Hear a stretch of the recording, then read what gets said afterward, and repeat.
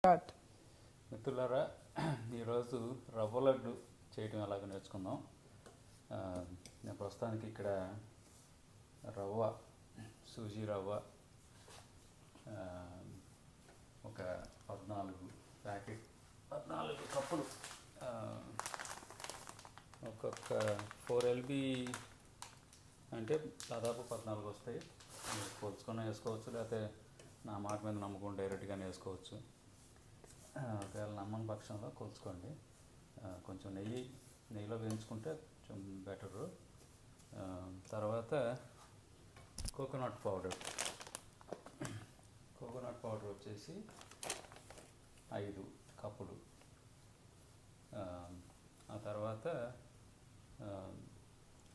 Sugar 7 కప్పులు, లేదా తగ్గించుకోవచ్చు, లేదా స్వీట్ ఎక్కువ కావాలంటే ఎక్కువ చేసుకోండి.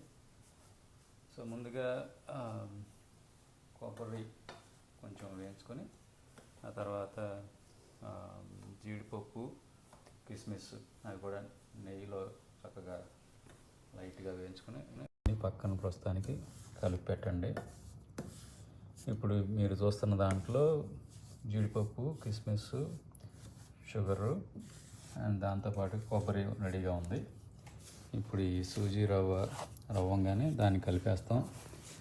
ఈ రెండిటికి బైండింగ్గా పాలు ఆల్రెడీ పక్కన మరుగుతున్నాయి. ప్రస్తుతానికి ఈ తయారీలో ఉన్నాం కాబట్టి 2 నిమిషాల్లో వేస్తాం. లేదా ఆల్రెడీ మేము ఇంతకుముందు ఒక రౌండ్ చేసేయడం జరిగింది. ఇందాక మీకు చెప్పిన లెక్క ప్రకారంగా 168 లడ్లు వస్తాయి.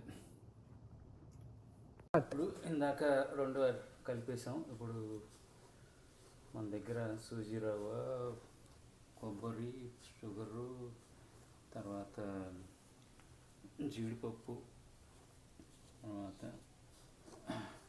కిస్మిస్ ఇవన్నీ కలిపేసిన మిశ్రమం ఇప్పుడు రెడీగా ఉంది. ఇది దాదాపుగా 150 పైగా సరిపడా ఉంటుంది అన్నమాట. దీంట్లో ఇప్పుడు వేడివేడి పాలు ఉన్నాయి కదా అని రెచ్చిపోయి మొత్తం పోసుకోవద్దు. చాలా తక్కువ మోతాదులో కలుపుకుంటూ ఉంటే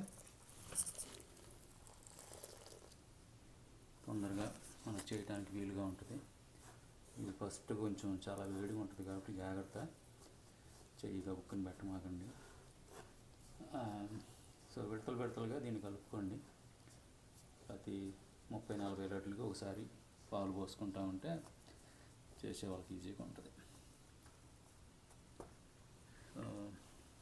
ఇది స్టార్టింగ్లో కొంచెం వేడిగా ఉంటుంది కాబట్టి కొంచెం ప్రశాంతంగా చేయడం. 1-2 రోజుల తర్వాత ఇంకా అది వేడి తగ్గిపోతుంది.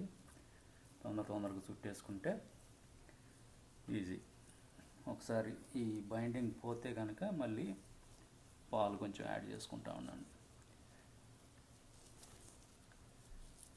సో 2-3 ఉంటే తొందరగా ఆ వేడి మీద చుట్టేసేయచ్చు. తక్కువ చేసేటప్పుడు అయితే ఒకటేసారి కంప్లీట్ చేయొచ్చు అనుకోండి.